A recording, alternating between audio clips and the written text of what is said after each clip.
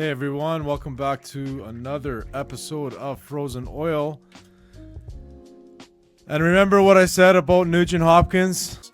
Get rid of Nugent Hopkins off the first line. What's he doing there? What the you doing, you little piece of So he can keep skating around in circles on the boards and then give it away? Get him off there. Get him off. He stinks.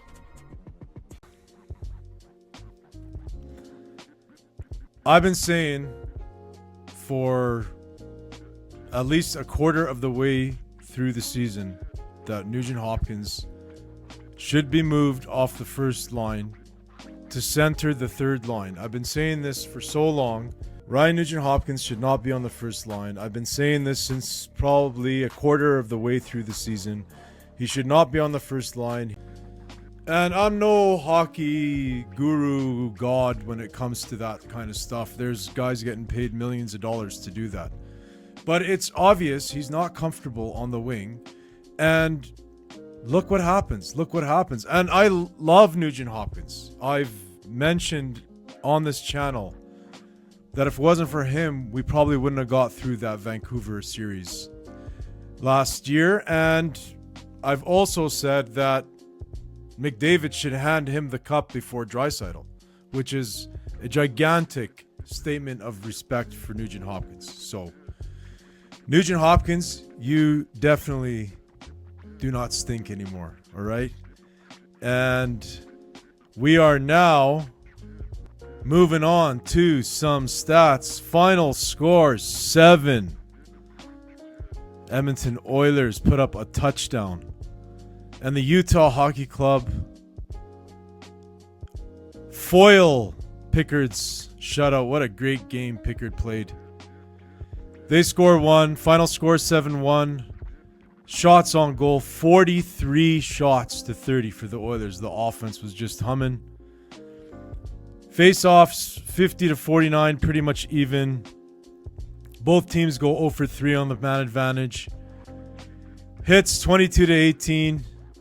Blocked shots, 22 blocked shots for the Oilers, 13 for the Utah Hockey Club. Are they going to be the Mammoth? Are they going to be the Yeti? We don't know. Giveaways 17 to 12 in favor for Utah, and takeaways 5 to 4. And yeah, okay, the Utah Hockey Club out-hit us 22 to 18, but it's not like they out-hit us 22 to 7 or 22 to 8 or 30 to 9, you know, so that gap is the important part. So they're in it, and I mean, defensively, this team, I'm telling you, that Wallman pickup, he has just solidified this D-core, and the D looks really good. Darnell Nurse with this big scrap at center ice. That was awesome. I don't know if you saw the game, but that was really cool to see. And the Oilers pretty much just dominated this game from the beginning. Hopkins scores shorthanded, followed by Hyman, followed by an insane pass tip by Bouchard to McDavid that just does a crazy move and makes it 3-0 in the first period. And then early on in the second period, Hyman makes it 4-0. Pods, who's been playing really well as of late, makes it 5-0. Sean Dursey spoils the shutout for Pickard. And then Ekholm, his first game back, he had a huge game, gets a goal. And Arvidsson gets the all-important 7th goal for the Oilers, putting them up 6 at that point. But he does end up getting into double digits for goals, which is nice to see.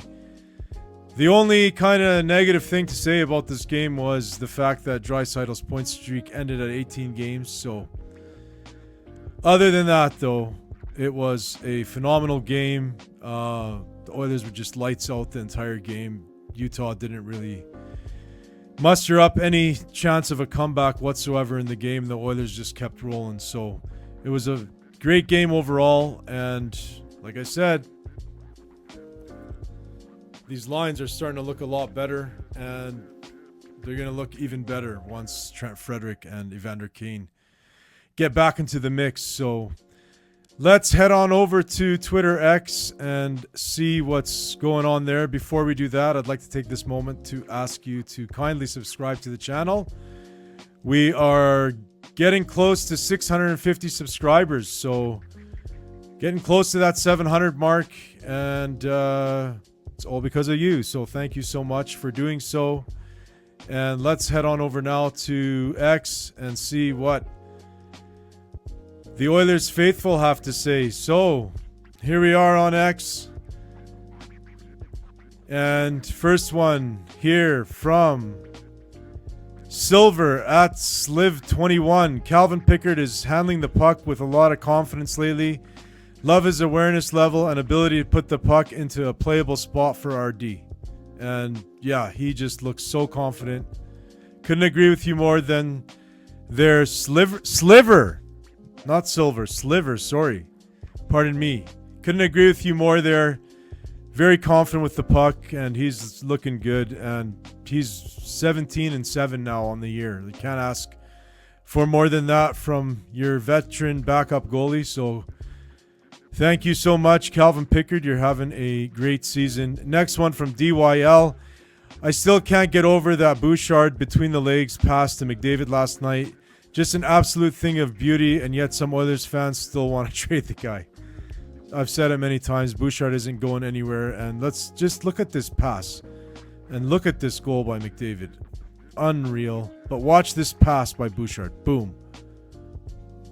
That is a beautiful sight to see. That's just an offense toying with another team at an NHL level. You're not going to see that very often. We're witnessing something special here with Connor McDavid on this team. He's just amazing. We're going to move on to the next one here from DNL. RNH's 6 points in 2 games are more points than what Mikko Rantanen has in his last 10 games. So leave it to DNL to call out Rantanen randomly, but he's absolutely right. Nuge is on a heater. And he had an amazing game last game. His 3 points before that were just more secondary assist kind of thing. They were goal scorer goals, as I mentioned in the last game recap. But he had a great game last game and opened the scoring with the ever-important shorthanded goal. So congrats to Nuge there. Nice to see him back on track. Next one from the Oilers themselves. There he is right there. Nuge with the belt. Pods with the hard hat. Pods has been playing great. Pods was skating so hard in the Ranger game 2 games ago. He was skating like crazy, and I now understand completely why Draisaitl likes to have him on his line, because he is a workhorse. And welcome back, Viking gets into the picture. He had a goal and 2 assists as well for 3 points. So congrats to him. Welcome back. Next one from Sportsnet. Leon Draisaitl, the 4th player in Oiler history to record a point streak of 18-plus games. Who are the others? Wayne Gretzky did it 8 times. Paul Coffey, Yari Curry, and now Leon Draisaitl. So congrats to the Deutschland Dangler. Next one from Stoney at Stoney Oil. Oilers might really have something with this third line. And I've been saying it. I've been saying it for so long. Nugent Hopkins should center the third line. And look what happens. Now the third line is producing. Less pressure on the first 2 lines. You know, Nuge has always been known for his defensive play, so he'll lock that down as well. And now Skinner is getting a chance on the top 2 lines, and hopefully, you know, that creates some chemistry there and they get going, because if that gets going for the playoffs, look out. That's all I can say. Look out. Next one from Captain Jack. Well, Draisaitl didn't hit 50 goals tonight, but he did get thrown out of the face-off circle an impressive 50 times.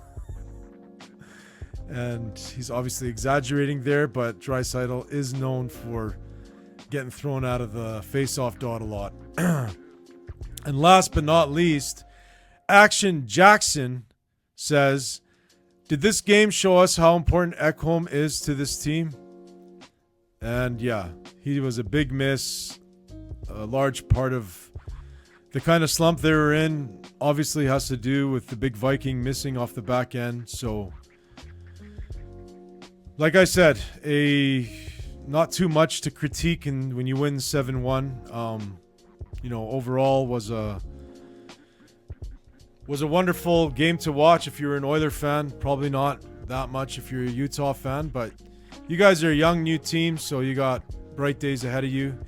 And I've been saying this forever. This is our time, Oilers faithful. So that's pretty much going to do it for today's episode. Tomorrow we are playing the Winnipeg Jets. So the Connor Hellebuyck and company will be coming into Rogers Place, so we'll bring you a game recap after that. We also just released the Game 6 of our simulation series, so I don't know if you've had a chance to check that out, but check it out. And that's going to do it for today's episode. Thanks so much for watching, and most importantly, go Oilers, go. Frozen or hockey, the channels you need. Oilers on the ice, unstoppable speed. Chasing the cup, we're gonna succeed. With David leading, we're built to exceed. Frozen or hockey,